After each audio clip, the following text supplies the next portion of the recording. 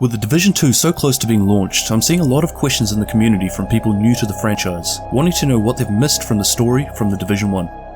As a bit of a catch up for myself and anyone else interested in this side of the game, this video will be about wrapping up the story we've experienced so far, before we start digging into the Division 2. Already confirmed is that a number of character stories will be continuing into the sequel. I won't be going into particular detail on any of these stories, but I'll give reference at the end of the video if you'd like to learn more.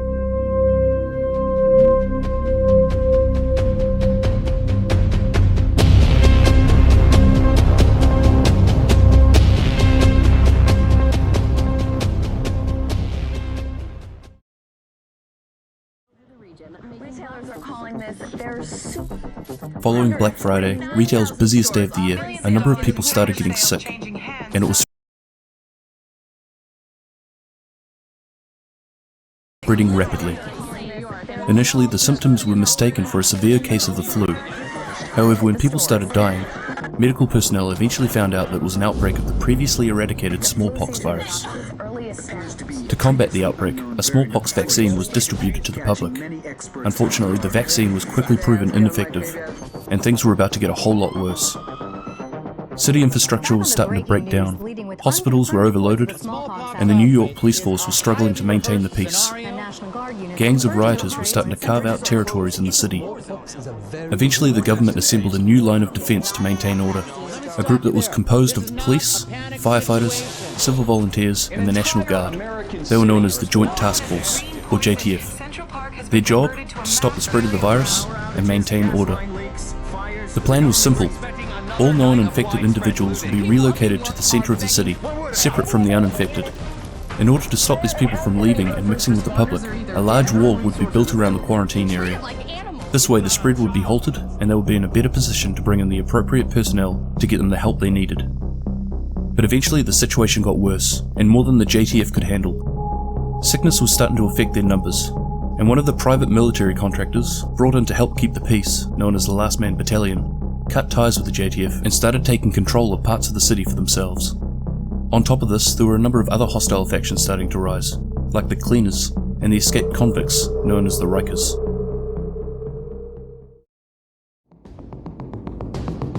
This is when the first wave of the Strategic Homeland Division agents were activated. Their goal? To assist the JTF and regain control of the city. Unfortunately, it was too late. Shortly after the first wave of Division agents were released into the Dark Zone, the government and the JTF pulled out, leaving behind supplies, medicine, weapons, thousands of infected, and the first wave agents. Abandoned and cut off from the outside world, many agents succumbed to the virus or were killed by the growing hostile factions within the quarantine zone, the area that would later be known as the Dark Zone. The first wave of Division agents were labelled MIA, presumed dead. This is the event that triggered the second wave to be activated. Their goal was to investigate what happened to the first wave and assist the JTF in restoring order to New York City. The commander in charge and the majority of the second wave Division agents were being flown in by helicopter to assemble themselves just outside of the hostile zone. Before they could land, they were suddenly struck by an inbound missile, causing the helicopter to crash, killing everyone on board. It was now down to just a couple of remaining SHD agents to carry out the mission.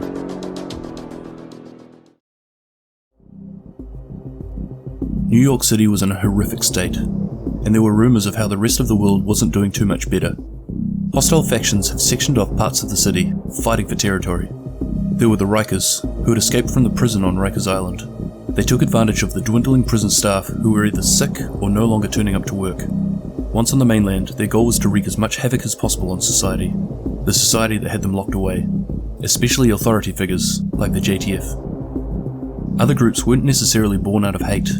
The Cleaners came about with the best of intentions.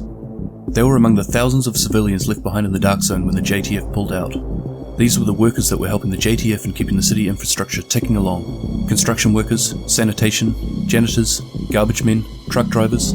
They were also heavily involved with the construction of the quarantine zone wall. But when the JTF suddenly packed up and left, these civilians decided to take it upon themselves to do what was needed to contain the virus and restore order to the streets of New York. And the way they decided to do this is to burn everything that had been in contact with the virus. Contaminated items, the bodies of those who had died, and anyone living that may have become infected. The LMB, or Last Man Battalion, are a private military contractor made up of US military veterans. They were hired by large Wall Street companies wanting to protect their assets. The LMB worked alongside the JTF to start with, but as time went on, they watched the city go from bad to worse. Sick of the indecisive local authorities and the government's complete lack of ability to control the situation, the LMB decided it was up to them to restore order to the city. They broke their contract and cut ties with the JTF, executing an officer in the process. From here, they proceeded to do what they deemed as necessary to rectify the situation at hand. Second wave agents eventually found out that the source of the virus outbreak came from the New York department store, Abel's, and that the man responsible was a Dr. Gordon Amherst. Their mission was now to locate Amherst and find out what he knows in order to develop a cure. However, the second wave were also about to make another discovery. It was found that the first wave agents aren't all dead. In fact, they were very much alive, except now they were working against the government. They had gone rogue.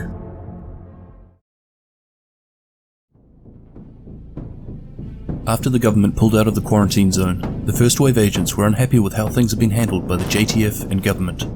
And this is where we're introduced to a prominent figure in the division storyline, Aaron Keener. Aaron Keener was a first wave agent who, after the abandonment of the quarantine zone, became disillusioned with the government, its plan to save the city, and his role within the division. Keener disavowed the division and went rogue. His first action after turning against the government was to recruit other first wave agents into his new focus of survival and power. Any agents that refused were killed, causing other agents to cut communications and go into hiding. After forming this group of rogue agents, Keener met up with a commanding officer of the Last Man Battalion. They agreed to collaborate through a deal that would benefit them both. Keener wanted to use the LMB to assist in operations to establish dominance over Manhattan, and the LMB wanted access to the Division Shade technology to gain advantage over other hostile factions.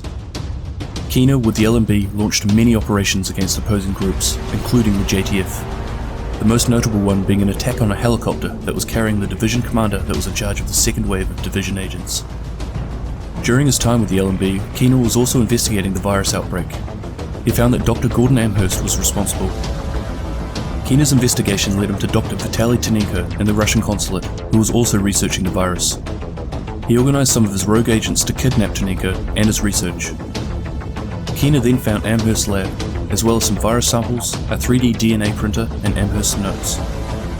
His plan is to use Tynenko and the samples to weaponize the virus, and use it to fulfill his belief that only those who are smart and good enough survive. The old rules, laws, and governments are gone. Now only power and survival matter.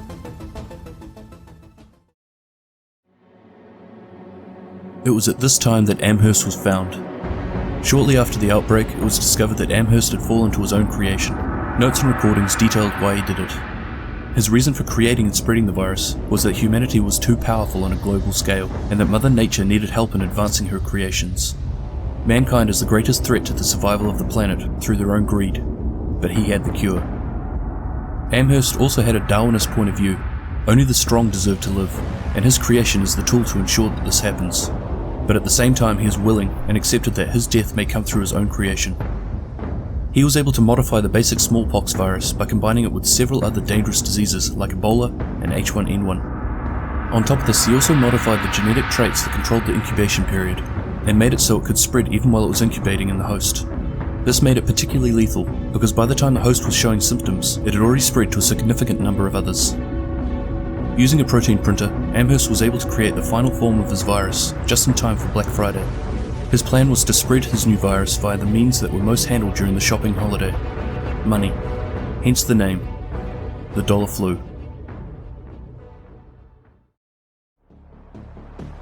Slowly, the second wave agents and the JTF were able to push back the hostile factions and regain control of the city. The Rikers and the cleaner leadership was taken care of, crippling their advances. The LMB were pushed back to their final stronghold, located in the United Nations building. During the lengthy battle, Keener betrays the LMB and escapes with Tynenko and his fellow rogue agents. The LMB is left to be slowly taken apart by the division agents. It was later discovered that Keener had spent some time on the West Side Pier. At this stage, all hostile groups had feuds against him, most of all the LMB. He broadcasted his location to bring all hostile factions into this area to hunt him down, which in turn brought the JTF and the division agents, whose distraction helped keep the hostile groups from finding him.